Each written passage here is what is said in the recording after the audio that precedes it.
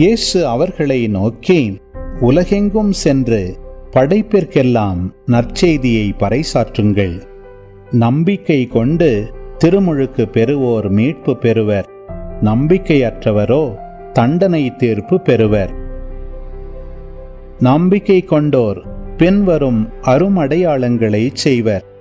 அவர்கள் என் பெயரால் பேய்களை ஓட்டுவர், புதிய மொழிகளை பேசுவர், பாம்புகளை தம் கையால் பிடிப்பர், கொல்லும் நஞ்சை குடித்தாலும் அது அவர்களுக்கு தீங்கு இழைக்காது.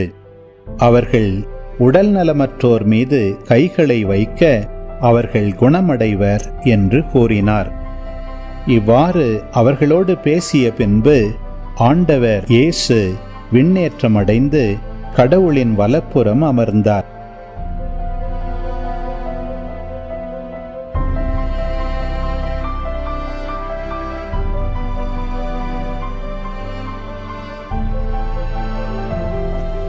அவர்கள் புறப்பட்டுச் சென்று எங்கும் நற்செய்தியை பறைசாற்றினர்.